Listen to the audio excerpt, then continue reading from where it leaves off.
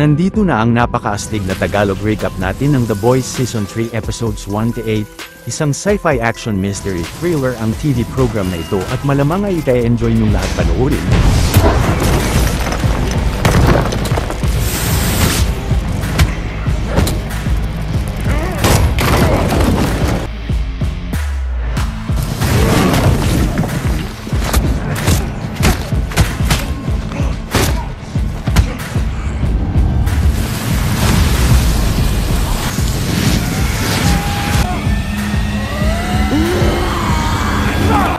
Mag-relax na mga huwan at mag-enjoy sa ating malupit na Tagalog series recap at simulan na natin.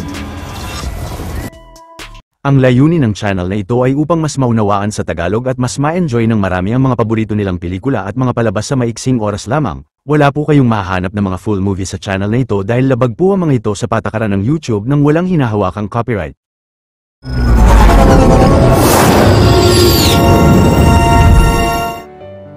Dumalo ang magkasintahang sina Hughie at Starlight sa event ng pandaigdigang pagtatanghal ng pelikulang Dawn of the Seven ng VOT International. Sa sunod na eksena ay habang nanonood si Billy Butcher mula sa isang hidden camera ay pumasok sina Kimiko at Frenchie sa isang party. Ilang saglit pagpasok sa isang silid ng soap na si Termite at ng boyfriend niya ay pinaliit niya ang sarili upang makapasok sa ari nito. Subalit pagbahing ni Termite ay biglang bumalik siya sa normal na anyo at nawasak ang kalahating katawan ng lalaki. Nang biglang pumasok sa silid si Frenchie ay inatake siya ni Termite dahil nakita niya ang nangyari, subalit kahit kasama pa si Kimiko ay malakas na napabagsak sila ng maliit na soap.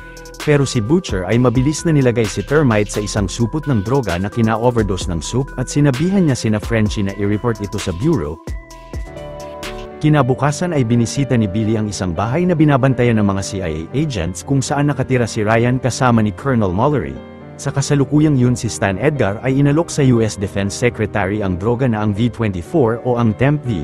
Ito ay makakapagbigay sa mga sundalo ng kapangyarihan na tatagal ng isang araw. Ngunit tumanggi ang Secretary dahil posibleng magdulot ng malaking gulo ang mga sundalo nang dahil sa droga na yun. Samantala si Hughie ay pumasok na sa trabaho niya sa Federal Bureau of Soaps Affairs o sa FBSAA, subalit sinabi ni Congresswoman Victoria Newman kay Hughie na dahil na-overdose ni Butcher si Termite ay hindi nila maipapakulong ang soap at ipapadala lang ito sa rehab. Maya-maya ang isang soap candidate na posibleng maging miyembro ng The Seven na si Supersonic ay nakita ni Hughie na sobrang close pala kay Annie. Samantala si Homelander ay binisita ang isang silid ng VOT Tower kung saan sikretong nakakonfine si Stormfront. Pagsapit ng gabi ay nagpunta si Queen Maeve sa hideout ng The Boys upang ipaliwanag kay Butcher na posible nilang mapatay si Homelander gamit ang makapangyarihang sandata na nakapatay noon kay Soldier Boy. Nasabi pa ni Maeve na ang mga dating miyembro ng payback team ni Soldier Boy ang posibleng nakakaalam kung nasaan ang sandata at binigyan ng babae ang leader ng ilang Temp-V. Sa kasalukuyang yun paglabas ni Hughie ng bureau ay nakita niya ang lalaking si Tony na tinawag na Nadia si Victoria at nag-usap sila sa kalapit na iskinita. Pinakiusapan ni Tony si Newman na tulungan siyang malaman ng publiko ang nangyari sa kanya sa Red River. Nang ginamit ni Vicky ang kapangyarihan niya kay Tony ay malakas na naitulak siya nito ngunit nagawa niyang mapasabog ang ilang parte ng katawan ng kaibigan bago niya pasabugin ang buong katawan ng lalaki na labis na kinagulat ni Hughie mula sa likod ng basurahan. Kinaumagahan ay masayang binalita ni Homelander kay Stormfront na birthday niya sa araw na yun ngunit hindi siya inimik ng babae. Sa kasalukuyang yun habang naninirahan si MM kasama ang anak niya ay biglang pinuntahan siya ni Billy upang kumbinsihin siyang sumama sa misyon nilang makuha ang sandata na nakapatay kay Soldier Boy noon. Tumanggi si MM kay Butcher pero binigyan niya siya ng mga files na makakatulong sa kanila. Sa kasalukuyang yun ay napag-alaman ni Annie at Hughie sa mga record ng VOT na ang Red River ay isang orphanage kung saan lumaki si Victoria sa pangalang Nadia. Maliit na pabor lang mga huwan, kung mahilig kayo sa mga ganitong Tagalog recap ay huwag niyong kalimutan na mag-subscribe sa channel natin dahil marami pa tayong upload na mga exciting na recap katulad nito.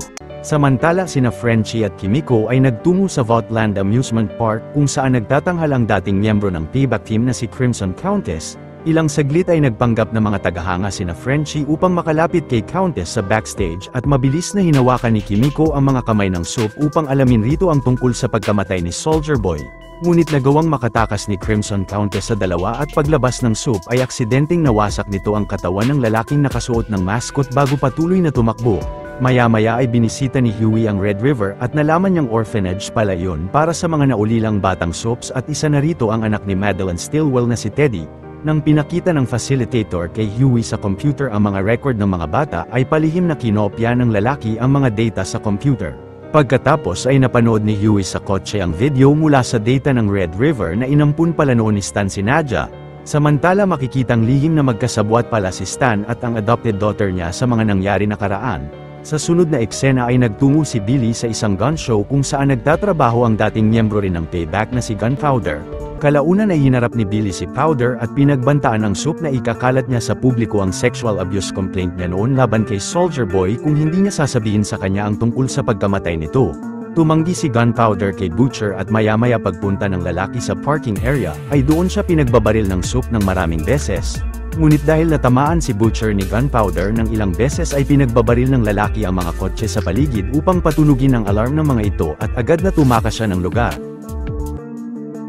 Ilang saglit nang ililigtas ni Homelander ang isang babaeng planong tumalon sa gusali ay napanood niya ang balita na namatay sa suicide si Stormfront.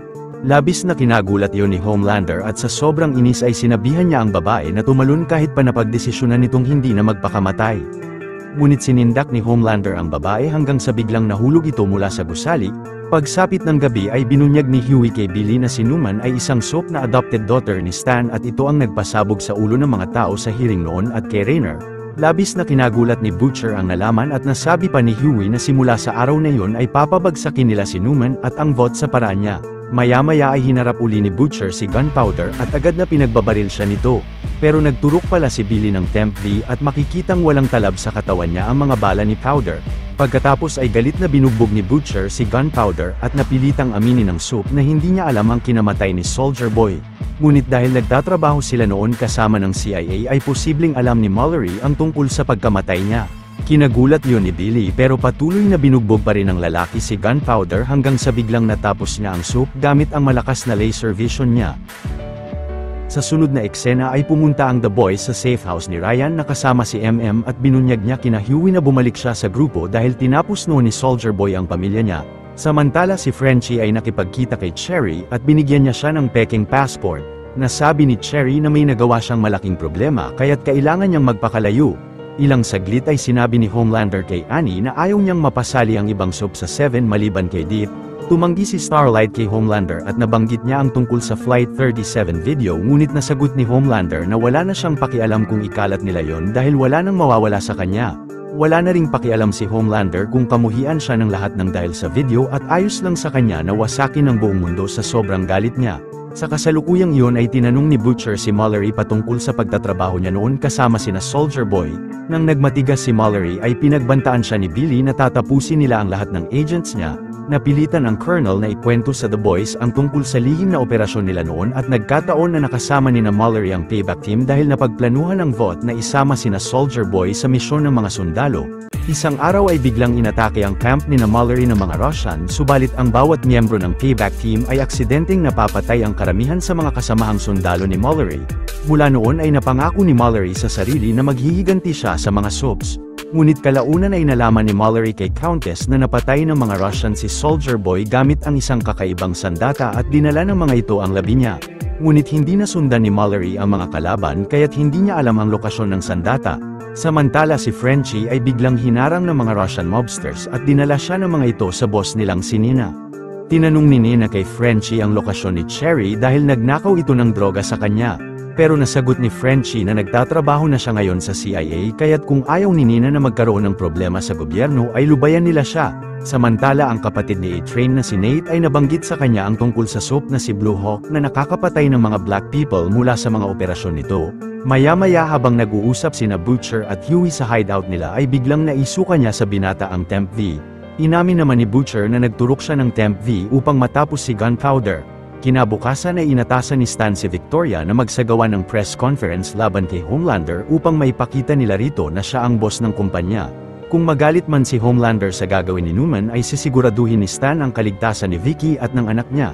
Sa kasalukuyang yun ay naisipan ni Billy na makipagkasundo kay Nina na tulungan silang mahanap sa Russia ang mga taong lumikha ng sandata na hinahanap nila kapalit ng napakaraming pera bilang kabayaran sa utang ni Cherry sa kanya. Ngunit si Nina ay sinabing nais niya ring makuha si Cherry na agad na sinang-ayunan ni Butcher kahit patutol si Frenchie. Samantala si Annie ay kinumbinsi si Supersonic na makipagtulungan sa kanila na mapabagsak si Homelander at sumang-ayon ang lalaki sa kanya. Nasabi pa ni Starlight na kailangan nila ng iba pang soups upang magtagumpay silang matapos si Homelander. Kalaunan ay nasabi ni A-Train sa meeting ang tungkol sa pagpatay ni Blue Hawk sa mga black people at dapat itong matanggal. Pero si Deep ay nasabing kailangan nila ngayon ng mas maraming soups at sumang-ayon sa kanya si Homelander. Pagkatapos ng meeting ay nag-away ang dalawa sa daan pero agad na lumapit sa kanila si Homelander at mas pumanig ito kay Deep. Naisipan naman ni Supersonic na isali si A-Train sa plano nila ni Annie laban kay Homelander. Ilang saglit ay agad na sumakay ang The Boys sa isang private jet papuntang Russia. Maya-maya pagdating ng grupo sa Russia ay pinaliwanag ni Billy kina Frenchie na may nais na ipagawa sa kanila si Nina bago nito ibigay ang impormasyon na kailangan nila. Kalaunan ay nagsuot ng dress si Kimiko at dumalo siya sa isang party. Pero hindi nagtagal ay inatake ni Kimiko ang mga Russian mobsters sa silid at gamit ang pambihirang gilas at lakas ng babae ay magaling na natapos niya ang lahat ng mga ito. Samantala si Homelander ay nalaman kay Ashley na planong magsagawa ng press conference ni Newman laban sa kanya. Ngunit maya-maya nang sinimulan na ni Victoria ang press conference ay sinabi ng congresswoman na si Homelander ay tumayong whistleblower para sa lahat ng krimen na nagawa ni Stan Edgar. Nang dinakip si Stan ay nasabi ni Newman na ginawa niya yon upang maprotektahan ang anak niya. Inamin naman ni Homelander kina Queen Maeve na siya ang nagkumbinsi kay Newman na mapakulong si Stan at sila na ang mamamahala sa vote. Ilang saglit ay kinumbinsi ni Vicky ang anak niyang si Zoe na dapat ay maging isang suplin siya upang maging habang buhay na ligtas sa kapahamakan. Pagkatapos ay nagturok si Newman ng Compound V kay Zoe. Sa kasalukuyang iyon ay nagturok uli si Billy ng Temp V bago sila palihim na pumasok sa isang Russian military compound. Nang hinanap ng The Boys sa loob ang sandata ay biglang nag-alarm ang buong compound at mabilis na sinugod ang grupo ng napakaraming Russian soldiers. Buong tapang na nakipagbarilan ng The Boys sa mga sundalo at nang naubusan sila ng bala ay napilitan si Butcher na gamitin ang kapangyarihan niya upang tapusin ang mga kalaban sa paligid. Pero si Huey na nagturok rin pala ng Temp V ay mabilis na nag-teleport siya upang tumapos ng isang sundalo ngunit napansin niyang nakahubad na siya. Labis na kinagulat naman ni na MM ang pagturok ni na Billy ng Temp V. Pagkatapos ay binuksan ng leader ang isang malaking equipment at laking gulat na makita ng grupo na nasa loob si Soldier Boy. Kalaunan ay mabilis na niligtas ni Kimiko si Frenchie mula sa malakas na atake ni Soldier Boy at umalis ang soup ng lugar. Subalit natarak sa tiyan ni Kimiko ang isang piraso ng bakal at napansin ni na Frenchie na hindi gumagaling ang sugat ng babae. Sa sunod na eksena ay pinakita ni Homelander kay Annie na tinapos niya si Supersonic dahil nalaman niya mula kay A-Train ang plano nila laban sa kanya. Sinabihan naman ni Homelander si Annie na kapag naulit pa ang pagplano nila sa kanya ay tatapusin niya si Huey. Kinaumagahan ay napanood ni na MM ang video kung paano pag-eksperimentohan si Soldier Boy ng mga Russian upang magkaroon siya ng iba pang kapangyarihan. Habang si Soldier Boy ay palihim na pumasok sa airport ng Russia upang makasakay sa isang eroplano. Kalaunan ay nakabalik na ng bansa ang The Boys at agad na nag-request si Butcher kay Maeve ng mas marami pang Temp V. Sa sunod na eksena ay dinala ni Frenchie si Kimiko sa ospital. Sa kasalukuyang yun si Soldier Boy ay nakabalik na sa New York, ngunit nang nakarinig siya ng Russian channel sa radyo ay nagalit ang soup at biglang sumabog ang kapangyarihan niya sa paligid. Maya-maya ay nagtungo ang The Boys sa insidente pero si MM ay na-realize na nais bisitahin ni Soldier Boy si Legend. Agad na pinuntahan ng tatlo si Legend na ang dating manager ng Payback at nalaman nila sa matanda na bumisita sa apartment niya si Soldier Boy upang kunin ang suit nito at ang address ng girlfriend niyang si Crimson Countess. Ilang saglit si Homelander ay nalamang may plano si Queen Maeve laban sa kanya dahil naamoy ng leader ang amoy ni Butcher mula sa babae. Pagkatapos ay mabilis na inatake si Maeve ni Black Noir. Kalaunan ay dahil sa katapatan ni A-Train nakaraan ay napagdesisyonan ni Homelander na ipakausap sa kanya si Blue Hawk. Pero si A-Train ay sinabihan si Blue Hawk na humingi siya ng patawad sa Black community. Maya-maya ay pinunta ni A-Train si Blue Hawk sa Black community kung saan kabilang ang kuya niyang si Nate. Ngunit nang nagbibigay na ng apologize speech si Blue Hawk ay labis na nagalit sa kanya ang mga tao dahil sa walang awang pagpatay niya sa mga kamag-anak nila. Pagkatapos ay nagkaroon ng matinding alitan sa silid at inis na napatalsik ni Blue Hawk ang ilang black sa komunidad pati na ang kuya ni A-Train. Samantala si Kimiko ay labis na natutuwang mapansin na wala na ang mga soap ability niya nang dahil sa atake ni Soldier Boy. Pagsapit ng gabi ay habang nasa apartment niya si Crimson Countess ay mabilis na inatake siya ni na Butcher at ginapos. Habang hinihintay naman ng The Boys na magpunta sa apartment si Soldier Boy ay pinapunta ni MM sa lugar si Annie. Ngunit pinainom pala ni Billy si MM ng pangparalisa bago makarating sa lugar si Soldier Boy. Sinabi naman ng leader kay Soldier Boy na ginapos nila si Countess para sa kanya dahil nais nilang makipagkasundo sa kanya. Subalit pagharap ni Soldier Boy kay Countess ay inamin ng Soap na ipinadukot niya siya sa mga Russian dahil kinamumuhian siya nito at ng buong team nila. Galit na winasak ni Soldier Boy ang buong apartment ni Crimson Countess na kinasunog ng katawan ng babae. Pagkatapos ay pinaliwanag ni Hughie kay Starlight na ang plano nila ay makipagtulungan kay Soldier Boy upang matapos si Homelander. Ngunit dahil magiging tutol rito si MM ay pinainom nila siya ng pangparalisa. Samantala habang kumukuha si Frenchie ng kape sa isang vending machine ay mabilis na dinukot uli siya nila Nina. Sa sunod na araw ay dinukot rin si Kimiko ng mga Russian mobsters ni Nina. Maya-maya ay nalaman ni Homelander sa crime analytics na si Soldier Boy ang tumapos kay Crimson Countess. Na-realize naman ni Homelander na kapag nalaman ng mga tao na isa ng supervillain si Soldier Boy na dating hero ng VOT ay posibleng ikabagsak ito ng kumpanya. Kaya't napagplanuhan ni Homelander na tapusin si Soldier Boy. Sa kasalukuyang yun ay nasabi ni Soldier Boy kina Butcher na kapag nahanap nila ang natitirang miyembro ng Payback ay tatapusin niya si Homelander para sa kanila. Dahil naman na-realize ni na MM at Annie na ang susunod na target ni Soldier Boy ay ang dating miyembro ng Payback na ang TNT Twins ay pumunta ang dalawa sa bahay ng kambal. Pero dahil kay Starlight ay pinatuloy sila sa bahay kung saan kasalukuyang nagaganap ang soups party nila. Sunod na eksena ay hinarap ni Nina si Frenchie kina Kimiko at Cherry habang mga nakagapos. Pinapili ni Nina si Frenchie kung sino ang tatapusin nila sa dalawa pero nagawang matanggal ni Kimiko ang gapos niya at inatake ng babae ang mobster ni Nina. Mabilis na tinulak ni Cherry si Nina at kahit palabis na nahihirapan dahil sa kawalan ng kapangyarihan ay nagawang mapabagsak ni Kimiko ang kalaban. Maya-maya pagdating ni na Butcher sa tapat ng bahay ng TNT Twins ay nag-teleport si Hughie papasok sa loob upang alamin ang eksaktong lokasyon ng kambal.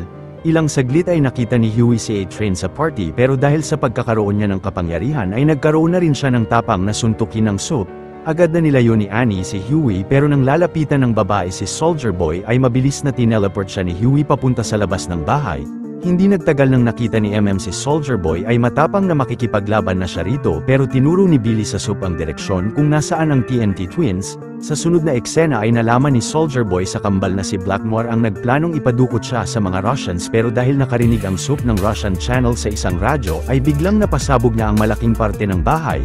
Si Blue Hawk naman na dumalo rin sa party ng TNT Twins ay galit na inatake ni A-Train at kinaladkad niya ito sa kalsada ng napakabilis upang tapusin. Subalit biglang nakaranas uli si A-Train ng heart attack at nawalan ng malay. Maya-maya pagdating ni Homelander sa bahay ay laking gulat niya na makita si Butcher na kasama si Soldier Boy at agad na inatake niya ito. Pagkatapos ay kinalaban ni Homelander ang iniidolo niyang superhero noon at magaling na nabubugbog niya siya. Pero bumangon si Billy upang atakihin rin si Homelander ng yellow laser vision niya at kahit palabis na nagulat ay galit na nakipagsagupaan sa kanya ang leader ng The Seven. Kasama naman si Hughie ay pinagtulungan nilang tatlong hawakan si Homelander pero bago pa magamit ni Soldier Boy sa kanya ang malakas na atake niya ay nagawang makalipad ng kalaban palayo. Kalaunan ay naisipan ni Annie na ibunyag sa social media na si Soldier Boy ang nagpasabog sa bahay ng TNT Twins. Pati na ang mga masasamang nagawa ni Homelander at ang pagdukot nila kay Queen Maeve bago i-anunsyo ng babae na aalis na siya sa Seven. Kinabukasan ay sinabi ni Ashley sa isang TV interview na pawang kasinungalingan lang ang mga nasabi ni Annie dahil nais nitong magpanik ang mga tao. Biglang, sa sunod na eksena ay binisita ni Homelander ang sekretong kulungan ni Queen Maeve. Nasabi ni Homelander sa babae na karamihan sa mga soaps na nakasurvive sa atake ni Soldier Boy ay nawalan ng mga kapangyarihan at nangangamba siyang posibleng gawin niya rin ito sa kanila. Pero walang pakialam si Maeve kung hindi na siya magiging isang soap. Samantala sina Billy ay sinimulang tugisin ng isa pang miyembro ng Payback na si Mindstorm at nang biglang na-activate ni Soldier Boy ang isang bomba sa daan ay mabilis na kinontrol ni Mindstorm ang isip ni Butcher. Nawala ng malay si Billy habang nakakulong ang isip niya sa dating memorya niya at nasabi ni Soldier Boy na si Mindstorm lang ang makakagising sa kanya. Nagpatuloy sa paglalakad sina Hughie at nang nakakita sila ng pari at madre na nasiraan ng sasakyan ay agad na binaril ni Soldier Boy ang pari. Inatake si Hughie ng madre pero nabaril rin ito ni Soldier Boy at sinabing nasa control sila ni Mindstorm. Sa kasalukuyang yun ay pinakiusapan ni Kimiko si Starlight na kumuha ng permanent compound V ng VOT para sa kanya dahil nais na niyang maibalik ang kapangyarihan niya. Habang si Frenchie ay nadiskubre mula sa video ni Soldier Boy na hindi usok ang nakapagpabagsak sa soap kundi isang Novichok vapor. Sa sunod na eksena nang nagkamalay na sa ospital si A-Train ay pinaliwanag sa kanya ni Ashley na pinalabas nila sa publiko na si Soldier Boy ang pumatay kay Blue Hawk. Pero ipinalit nila ang puso ni A-Train ng puso ni Blue Hawk upang makatakbo na uli siya na labis na kinagulat ng lalaki. Sa kasalukuyang iyon ay palihim na pumasok si Annie sa laboratory ng Vought upang kumuha ng Compound V, ngunit mula sa mga record ay nalaman niyang nakakamatay pala ang Temp V kapag nagamit ito ng maraming beses. Ilang saglit ay nakita ni Homelander si Annie sa daan at sinabihan niya ang babae na bawiin ang lahat ng sinabi niya nakaraan sa social media laban sa kanya. Pinagbantaan pa ni Homelander si Starlight na papatayin niya si Hughie nang dahil sa nagawa niya, pero na-record pala ng babae ang lahat ng nasabi ni Homelander sa social media live post niya. Samantala sina Soldier Boy ay nahanap si Mindstorm na nagtatago sa isang barn, pero si Hughie ay mabilis na tineleport siya pabalik kay Butcher. Pagkatapos ay pinakiusapan ni Hughie si Mindstorm na gisingin si Billy at iti-teleport niya siya sa lugar na malayo kay Soldier Boy. Subalit nang ginising na ni Mindstorm si Butcher ay agad na hinagisan siya ng patalim sa mata ni Soldier Boy at tinakpan ng tela ang ulo niya. Nalaman naman ni Soldier Boy kay Mindstorm na ang Vought ang nag-utos kay Black Noir na ipadukot siya at may nasabi pa itong impormasyon na labis na kinagulat niya, pero galit na tinapos ng soap ang lalaki. Pagsapit ng gabi ay binigay ni Starlight kay Kimiko ang Compound V at sinabi ng babae kay Billy na ikamamatay nila ang patuloy na paggamit ng Temp V. Sa kasalukuyang yun ay tinawagan ni Soldier Boy si Homelander upang ibunyag sa kanya na noong 1980 ay nag-donate siya ng sperm kay Dr. Vogelbaum at ang sanggol na nalikha nila ay siya. Sa sunod na araw ay bumagsak ang stocks ng Vought nang dahil sa live social media post ni Annie kagabi. Kalaunan ay dahil sa isang lawyer na papunta sa Vought na may dalang search warrant upang hanapin si Maeve ay napilitan sina Ashley na patulugin sa usok ang soup upang ilipat siya ng lokasyon. Pero nang nagkamalay si Queen Maeve ay mabilis na tinapos niya ang mga agent sa truck bago tumakas ng sasakyan. Samantala si Frenchie ay nagawang makakuha ng Novichok liquid na tinago niya sa isang bote ng perfume. Dahil naman sa tulong ni Victoria ay nalaman ni Homelander ang lokasyon ng safe house ni Ryan. Nasabi ni Homelander kay Ryan na hindi niya kasalanan ang nangyari sa ina niya dahil isa lang itong aksidente at kinumbinsi ng ama ang bata na sumama sa kanya. Sa kasalukuyang yon nang pupunta na sina Butcher sa Vought Tower upang tapusin si Homelander ay sinuntok niya si Hughie at iniwan ang lalaki sa palikuran upang matigil na nito ang paggamit ng Temp V. Maya-maya ay tinawagan ni Hughie si Annie upang ma-pick up siya ng kasintahan mula sa lugar at pagbalik ng dalawa sa apartment ni MM ay nakita nila roon si Queen Maeve. Ngunit dahil maraming mapapahamak sa pag-atake ni Soldier Boy sa Vought Tower ay napagplanuhan ni Hughie na pabagsakin ang soup gamit ang Novichok Vapor. Maya-maya ang Vice President candidate na si Lamar Bishop ay nilunod ni Dip sa swimming pool nito mula sa utos ni Homelander. Samantala tinanong ni Homelander si Black Noir kung alam ba niya noon pa na may ama siya at buhay ito. Nang inamin ni Noir na alam niya ay sinuntok ni Homelander ang katawan ng soup ng napakalakas na kinawasak ng tiyan nito at namatay. Samantala si Butcher ay nasabi kay Soldier Boy na hindi niya anak si Homelander dahil hindi siya ang nagpalaki sa kanya at kailangan niyang sumunod sa kasunduan nila. Kalaunan pagpunta ni Maeve sa hideout ni Butcher ay mabilis na hinagis ng babae ang bote ng Novichok dahil kailangan nilang mapatay si Homelander sa tulong ni Soldier Boy. Pagkatapos ay pinasok ni Maeve sina Annie sa vault ng gusali, pero pag alis ni Butcher ay nagawang makalabas ni Annie. Hindi nagtagal ay nakaharap ng tatlo si Homelander sa Vought Tower pero ipinakita niya kay Soldier Boy ang apo niyang si Ryan upang makumbinsi ang ama na sumama sa kanila.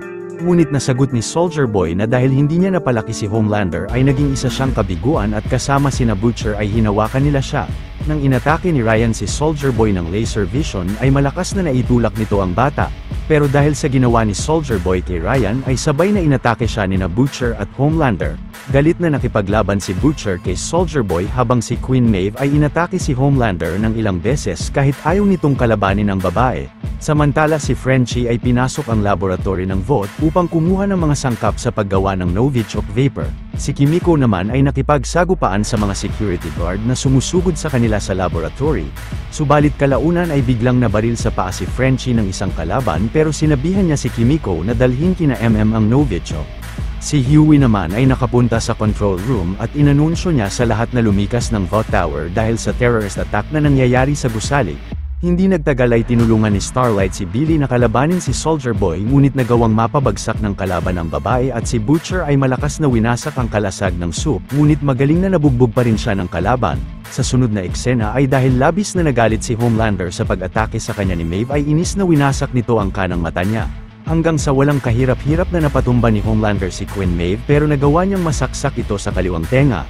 Ilang saglit si Huey ay binuksan at pinalakas ang mga ilaw sa silid kung nasaan sina Annie upang lumakas ang babae at inatake niya si Soldier Boy. Pagkatapos ay pinagtulungan nila si Soldier Boy upang mapalanghap rito ang Novichok Vapor, subalit pinagpilitan ng kalaban na atakihin sila ng kapangyarihan niya. Si Queen Maeve naman ay nagmadaling tinulak si Soldier Boy palabas ng Thought Tower bago sumabog ang soap ng napakalakas sa ere. Kalaunan ng galit na lumapit si Homelander kay Billy ay kinumbinsi siya ni Ryan na umalis na lang sila ng lugar at sumang-ayon sa kanya ang ama. Ngunit biglang bumagsak si Butcher. Kinaumagahan ay sinabi ng doktor kay Butcher na posibleng may 18 buwan na lang siyang mabuhay dahil sa malalang kondisyon niya. Samantala si Colonel Mallory ay ipinalagay si Soldier Boy sa isang neurotoxin security chamber. Sa kasalukuyang iyon ay binisita ni Annie si Maeve sa apartment niya na may eye patch na sa kanang mata at wala ng kapangyarihan. Kasama si Elena ay plano raw ni Maeve na manirahan sa lugar kung saan hindi sila mahahanap ni Homelander at nagpaalam na sila kay Annie. Sa sunod na eksena ay napagdesisyonan ni Starlight na itapon ang suit niya at ang The Boys ay napagkasunduan na maging miyembro na rin nila siya. Ngunit napanood ng grupo sa balita na si Victoria na ang bagong Vice President candidate at si Butcher ay nasabing siya ang susunod na tatapusin nila. Maya-maya ang mga relihista ay winasak ang estatwa ni Soldier Boy sa tapat ng Thought Tower at si Homelander ay ipinakilala sa kanila ang anak niyang supri na si Ryan. Nang binato si Ryan ng isang lalaki ay galit na tinapos ito ni Homelander ng laser vision niya pero labis na natuwa pa rin sa kanya ang mga tao. Maging si Ryan ay tila natuwa rin sa nagawa ng ama. Dito na nagwawakas ang astig na istorya ng palabas mga Juan. Kung natuwa at nagustuhan nyo ang ating tinampok na pelikula ngayong araw ay maaari nyo rin panuorin ang iba pang mga Tagalog recaps natin sa main page ng ating channel, at syempre huwag nyong kalimutan na mag-like, subscribe at mag-hit ng notification bell dahil marami pa tayong tatampok na exciting na mga pelikula sa mga susunod na linggo. See you on the next one mga Juan.